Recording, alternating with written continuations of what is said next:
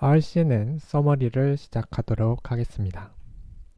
목차로는 배경 지식과 서머리 두 분류로 나눠서 설명하도록 하겠습니다. 백그라운드 지식은 여러분들이 RCNN을 이해하는 데 필요한 배경 지식을 설명하기 위해서 넣어놨습니다. 필요한 용어, 필요한 논문, 필요한 모델에 대해서 설명을 하도록 하겠습니다. CS231N이라는 매우 유명한 강좌를 보시면 렉처 12에 컴퓨터 비전 태스크라고 해서 4가지 분류로 나뉩니다. 첫 번째는 클래시피케이션이라고 해서 이 이미지가 어떤 것인지를 이야기하는 것이고, 세맨틱 세그멘테이션은 어떤 바운더리를 통해서 색을 칠하고 그것을 통해 익히는 방법입니다. 그 다음에 바라보실 것은 오브젝트 디텍션인데 우리가 바라볼 것이죠. 이것은 여러 가지 물체에 대해서 박싱된 부분이 무엇인지에 대해서 묻는 것으로, 한 개에 대해서만 묻는다면 그것은 로컬라이제이션이라고도 이야기를 합니다. 그 다음 네 번째는 인스턴스 세그멘테이션이라고 해서 오브젝트 디텍션과 좀 약간 다른 것은 세그멘테이션을 약간 활용을 했다라는 점입니다. 여러분들께서 보실 것은 알렉스넷이라고 하는 것입니다. 2012년 이미지넷 클래시피케이션에서 컨볼루션 뉴럴 네트워크를 사용해서 우승을 했던 작품입니다. 이것이 거의 시초라고 보시면 됩니다. 그래서 이 RCNN 논문에서 어떻게 표현을 했냐면, 이것은 르쿤 교수의 CNN을 약간 변형시킨 것인데, 그것은 액티베이션 펑션으로 렐루를 사용을 했고 드롭아웃 레귤러라이제이션을 사용한 방법이다 라고 설명을 합니다. 그래서 이미지넷 홈페이지에 가시면 2012년 태스크가 3개 있는데 2개 부분에서 슈퍼비전이라고 하는 부분이 우승을 했습니다. 첫 번째 태스크는 클래시피케이션이고 두 번째 태스크는 로컬라이제이션인데, 슈퍼비전이라고 보이는 이 첫 번째와 두 번째 팀 이름이 알렉스넷을 사용한 곳입니다. 보시면 두 번째 태스크에서도 1, 2위를 했다는 것을 확인하실 수 있습니다. 그 다음에 알렉스넷의 설명은 이미지넷 아래에 참고해 주시길 바랍니다. 여기 보시면 오버피팅을 감소하기 위해 드롭아웃을 사용했다는 점, 이 점도 확인하시면 좋을 것 같습니다. 그 다음에 알아보실 용어로는 IOU라는 게 존재합니다.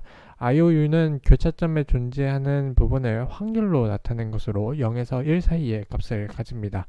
우리가 오브젝트 디텍션을 하기 위해서는 박싱을 합니다. 그래서 이 로컬라이제이션이라고 해서 한 가지 이미지에 대해서 박싱을 하는데, 그 박싱과 그라운드 트루스 박스라고 해서 제공되는 딱 알맞는 그 상자가 존재합니다. 그래서 그 두 개 간의 오버랩을 통해서 포지티브, 네거티브 이그젠플을 좀 분리하는 방식을 사용하기도 하고, 중복을 제거하는 방식을 사용하기도 합니다.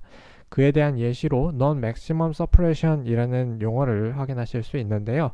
이 부분은 이제 테스트셋에서는 그라운드 트루스 박스가 없기 때문에 여러 개의 Regional Proposal이라고 하는 로컬라이제이션을 이렇게 설정을 합니다.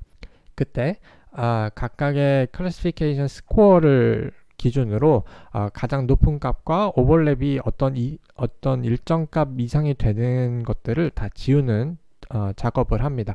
그 방식으로 여기에 있는 두 개의 빨간색 박싱이 사라지는 것을 확인하실 수 있습니다. 이것에 대한 좀 더 자세한 내용은 유튜브에 안드류 교수님께서 Non-Max Suppression이라는 이 제목으로 딥러닝 AI 채널에서 설명을 해주시니 이곳에 가셔서 참조해 주시면 좋을 것 같습니다. 그 다음에 바라보실 것은 Selective Search 논문입니다. 이 논문은 레퍼런스 39에 기입이 되어 있는데, 이 RCNN에서는 Regional Proposal을 Selective Search를 사용해서 만들었다고 표기를 합니다.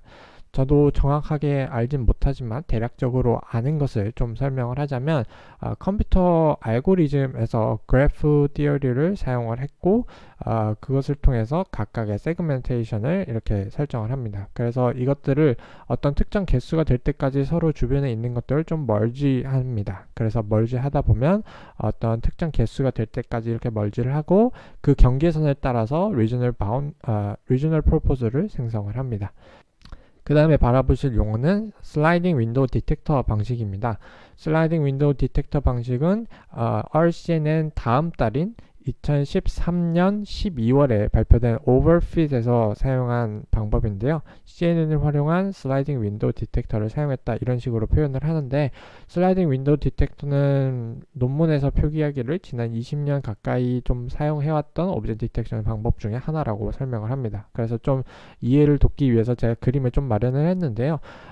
왼쪽 상단에 있는 부분부터 어떤 특정 receptive field를 점차 이렇게 진행해 가면서 오른쪽 아래까지 진행해 가는 방식을 이야기를 합니다. 이 방식을 사용을 하는 것은 좋지만 receptive field가 너무 많이 사용을 하기 때문에 데이터 용량을 많이 필요로 하고, 오브젝트 디텍션은 특정 한 구역에 대해서 CNN을 돌리는 반면에 여전 전체에 대해서 돌려야 하기 때문에 좀 더 어려움이 있다고 합니다. 그 다음에 바라보실 용어는 AP입니다. AP는 오브젝트 디텍터의 정확도를 평가하는 유명한 측정 방식인데요. 이것을 min해서 MAP를 더 많이 사용을 합니다. 실제로 논문에서는 비교를 하기 위한 측정 도구로 MAP를 많이 사용합니다. 그 다음에 알아보실 용어는 파스칼 VOC입니다. 파스칼 VOC는 파스칼 VOC 챌린지에서 오브젝트 디텍션을 위한 데이터셋으로 이야기를 하는데요. 2005년부터 2012년까지의 데이터 챌린지가 있는데 2014년부터 더 이상 기입을 하고 있지 않습니다. 그 다음에 바라보실 용어는 positive example, negative example입니다. positive example은 어떤 localizing 박스에 측정을 했을 때 그 값이 우리가 원하는 값 오브젝트가 되었을 때 그것을 positive라고 듣고요. 논문에서는 ground truth 박스에 설정된 그 부분을 positive, 그 이외의 값을 negative로 분류하는 방식을 선택을 합니다. 그 다음에 바라보실 용어는 ablation study입니다. ablation study는 어떤 피처 하나나 두 개를 이렇게 변형시켜 가면서 성능을 평가하기 위해서 조금씩 변형시켜 보는 그런 방법으로 연구하는 것을 이야기를 합니다. 그래서 파스칼 VOC와 IRS VOC 2013 디텍션 데이터셋에 관련된 내용으로 이 홈페이지에 가셔서 확인을 하실 수 있는데요. RCNN에서는 두 가지 방법 모두를 사용을 했다고 합니다. 그래서 파스칼 VOC의 오브젝트 클래스는 20개이고 데이터셋이 상대적으로 적은 것을 확인하실 수 있는 반면에 IRS VOC 2013 디텍션 데이터셋에서는 200개의 오브젝트 클래스를 분류하고 그와 관련된 트레이닝, 밸리데이션 테스트 셋 관련된 부분들을 나눕니다. 디테일에 가면은 약간 트레이닝 데이터를 다 쓰진 않습니다. 이 부분은 논문을 참조하시면 좋을 것 같습니다. 그 다음에 알아보실 용어는 Hard Negative Mining입니다. 이것은 Positive Negative Example을 조금 균형 있게 넣기 위해서 사용하는 방식으로 네거티브 샘플을 IOU 기반으로 스코어링을 한 다음에 정확한 개수는 나오지 않았지만 특정 개수에 맞게 미니 배치에 넣는 방식을 채택을 합니다. 이 방식을 사용함으로써 좀 더 빠르게 수렴할 수 있도록 도와준다고 합니다. RCNN은 이런 계보를 가지고 있고 MassCNN은 이렇게 세그멘테이션을 한 것을 이렇게 오브젝트 디텍션 하는 방법을 이야기하는 것 같습니다. 마스킹 한다고 하죠. 여기까지가 RCNN에 대한 백그라운드 knowledge 관련된 영상이었습니다. 좀 더 서머리에 대해서 들어보고 싶으시다면 다음 영상을 확인해 주시길 바랍니다.